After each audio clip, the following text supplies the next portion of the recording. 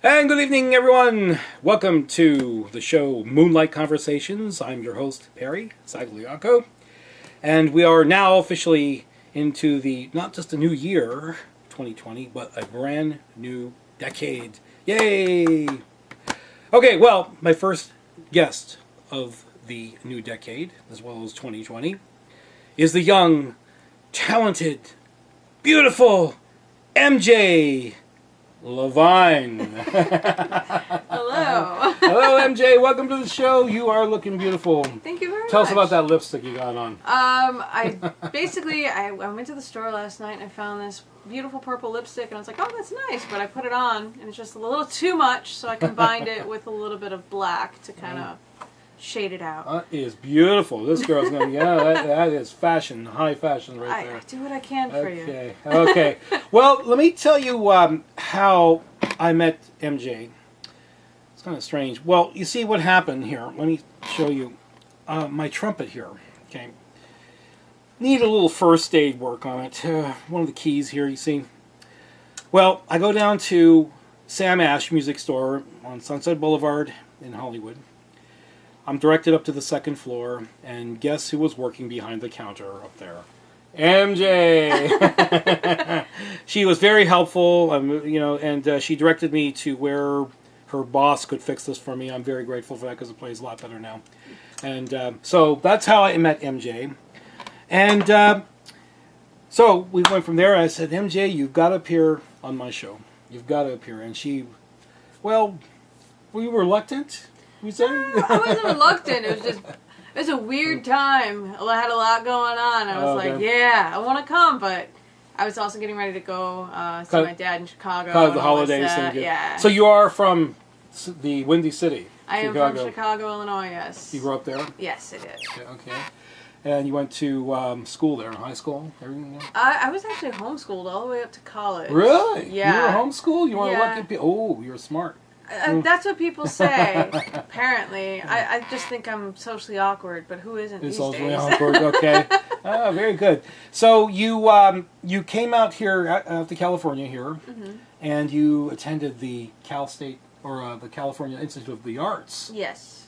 That's up in Valencia up here, near Yes. Magic Mountain. And so how was that experience? Incredible. I wouldn't trade it for the world. It was absolutely incredible. I loved every moment of it, and I got my master's there. Yeah, your master's. And wow.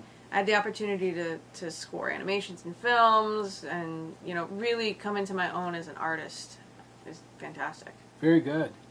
So, and you also were a teacher there. Yeah, I was faculty there. I started out teaching there as a TA, guitar lessons, and then after I graduated, they asked me to come back as a faculty, so I was there for about 3 or 4 semesters. Great.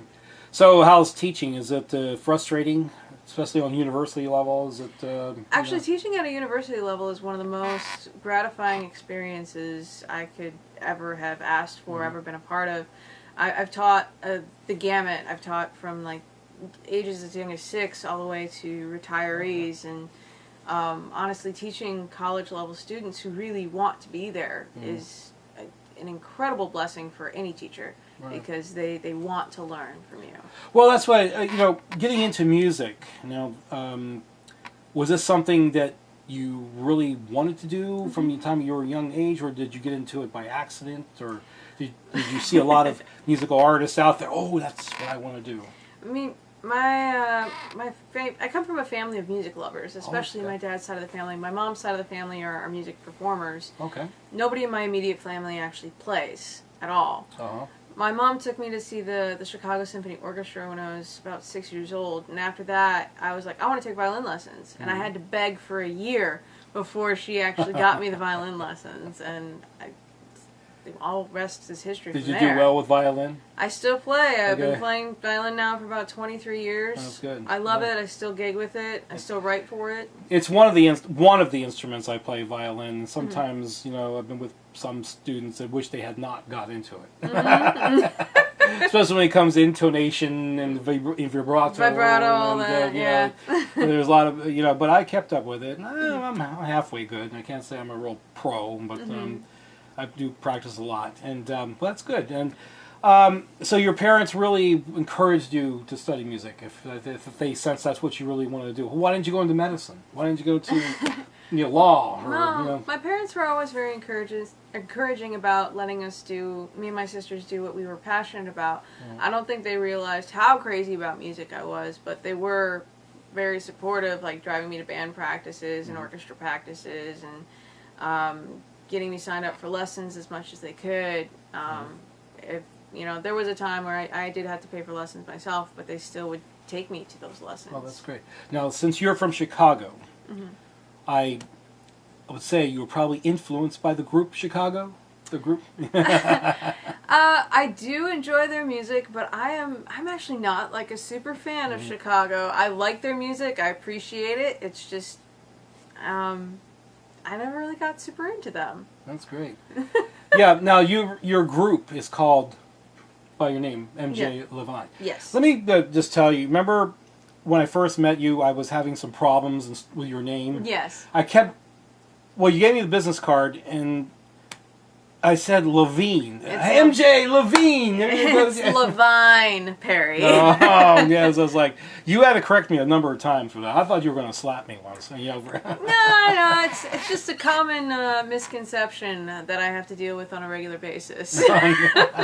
Great. Okay, so let's go back to your group now. MJ LaVine is the name of your group. Now, how many members do you have in that group there? Including myself, there are 3 of us total. Okay. So we have Amanda playing drums, and I have Scotty playing bass. Oh, so I see. Oh, so it's like a female-dominated band. But Scotty loves it. How does Scotty handle this all well? Does he like being ordered around by ladies? Well, we don't really order each other around. Yeah. It's really a commodity kind of a thing. Like, we all work together to make things happen. Oh, that's great. Well, how many times do you rehearse a week, or do you have? We usually rehearse about once or twice a week, depending on if we have a gig. With the holiday season, we didn't get a whole lot of time together, but we're actually getting together next week for our first rehearsal of 2020. Oh, so do you consider them really dedicated? Yeah. They're not the flake out types and. No, in fact, they're usually like, "Hey MJ, when are we rehearsing again? Oh, that's great. Are we going to rehearse next week?" Yeah. So if you have 3 members in the group, I imagine that would be meaning each of you got to pull double duty somehow, right? I do play 2 guitar parts at the same time sometimes, and originally the band started out with a much larger number. I had a pianist, I had a drummer, bass, 2 guitars, and 3 of us sang. So there were 3-part harmonies happening. But as time went on, I lost the keyboard and piano player, and then got a new lineup with just drums, bass, guitar, vocals. And that's like the ideal setup for what we have, because I love vocal harmonies. They're great. But right now, don't have a guitarist / vocalist, and it's fine. It's been really fun being a 3-piece. It's a lot of good times, but who knows? Hopefully, maybe soon I'll get a 4th in there. Are they all musicians educated like you? Amanda actually goes to Cal Arts. That's actually where we met. She's currently a student there? I believe so, if I remember correctly, yes. We met there doing a heavy metal music video a few years back. Oh, okay. You can watch that on YouTube. It's a good time. That's great, okay. Well, educated musicians, I'm sure they, have a lot more serious attitude, about the situations, As we all grew up with Queen, we saw that. They were all members or students at the Royal College of Music in London there, and Freddie Mercury and everybody, that's where they all met, Brian May.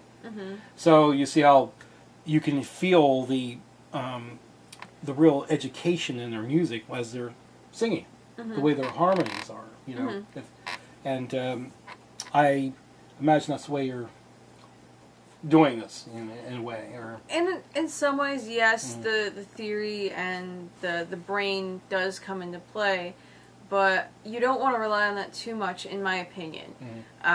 When I first started learning theory, I did kind of get away from like the gut emotional stuff and got really heady about my music, and realizing that, I kind of do a mixture of both.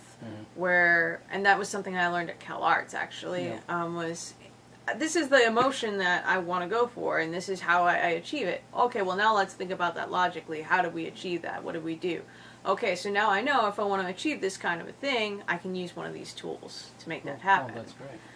But I do definitely still try and write from an emotional standpoint and a gut feeling. But, you know, the head does get in there, too. Well, that's great. Well, let me see what we have here now. This is the CD coming out. That already released. That's the already. EP, It's on yeah. CD, baby. Okay. Yeah. Okay. And that's you on the cover there. Okay. Yeah. Okay. Yeah. Now, what song do we want to hear from this particular CD? Well, there's 6 tracks on that EP, and I was going to play for you guys the first single that I released off of it called I Can't Stay. I Can't Stay. Uh-oh. Yes. That sounds like a breakup song. Yeah. Sort of. It wasn't inspired by anybody that I know or anything like that, but it came from the inspiration of, you know, you want a relationship to work, but because certain things are happening, I can't stay. Okay. So it's not Taylor Swift influence. No. Like we are never going to get back together. No, definitely not. I just thought, before you play it, I was just going to guess. And go. Okay, so you brought your guitar with you. Let's see that guitar. This is one of the many guitars. Oh, that's very nice. Hollow body. Yeah. I used to play Ibanez. with these. Yeah. Artcore. Great. Okay, good. And well, you're going to do a unplugged version here. Yes. So do we have enough room for you to? I think I can make this work. Okay, let me just step up here just a little bit. Okay. Okay, here comes MJ LaVine. I'm just going to take off my jacket here. It's getting a little warm. Good, yeah. Alright, should I sit in this chair? Well, okay, yeah, go ahead. We'll just get a good angle from you there. Okay. All right, sing your heart out then. Okay. Okay.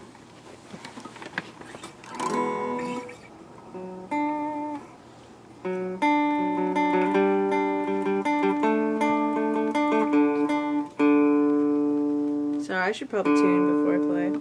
Tune. Can you do, false harmonics, that's what that's called.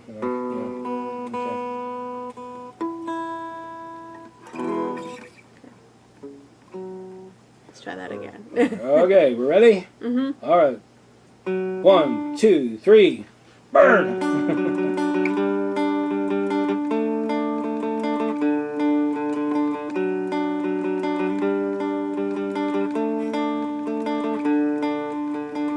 Please go and just say goodnight.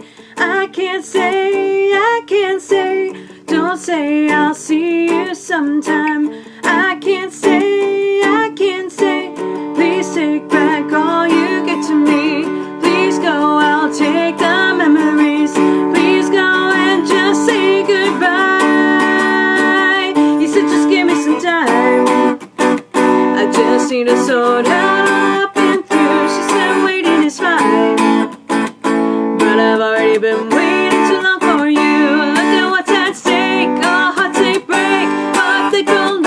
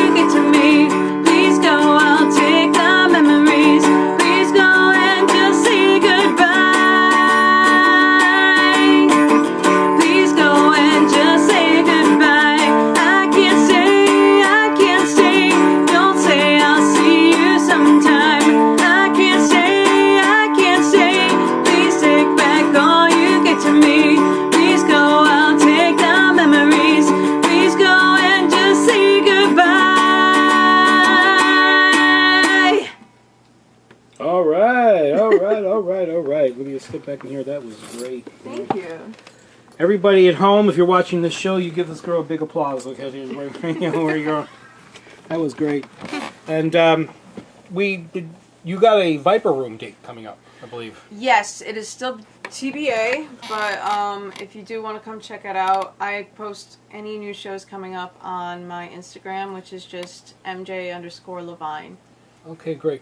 Have you played there before? Yes. I played there back in June, I want to say. It was a great time.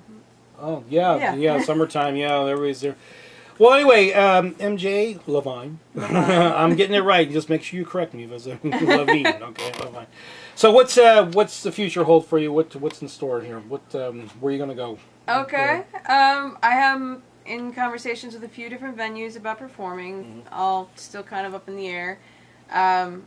And then I'm looking to go back into the studio to do a full-length album, so brand new songs. There might be one or two that's on that EP, revamped, but looking to do a full-length album. It'll be a good time. Well, great. Well, let me just ask you that I'm thinking about. Now, would you want to go back home to Chicago and see if you can get a little following there, in the clubs there? Have you ever think about being booked in some of the clubs there? I've played a few of the places in Chicago. Chicago's a great city. I love it, but it's not really the scene that I'm kind of going for, and it's great for if you want to play jazz. Okay. And there's still quite a few rock clubs that you can play, but it's not really a rock town. At least that's my experience. I'm probably going to get a bunch of messages being like, "You have no idea what you're talking about." But I also haven't lived there in 5 years, so. Oh, okay. Well, it wouldn't hurt to revamp the scene there. Maybe. MJ, LaVine, is bringing Chicago back to the surface. As the big music center. It seems. But that's great. And how about touring will eventually come? You think that's a possibility? I mean, a lot of the shows I've been focusing on playing, like in Hollywood. I've played the Mint, I've played Molly Malone's, and Viper Room, and a couple other places, and house shows, and so local tours. But yeah, I would love to get a tour going sometime soon. Okay, great.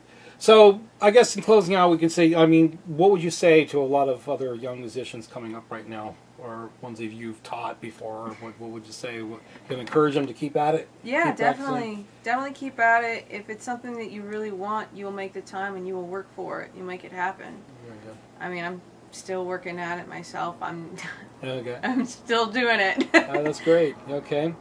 Okay, well, this evening we've had the lovely, talented MJ LaVine here, and let's see, you will eventually post it on Instagram when the CD is out, and so you've got to make sure to get that CD when it comes out, folks. Okay, so this has been another great show tonight for Moonlight Conversations. I've been your host, Perry Saglianco, and we'd like to wish everybody a great new year coming up here. Go after all those opportunities that are coming your way. Have a great night.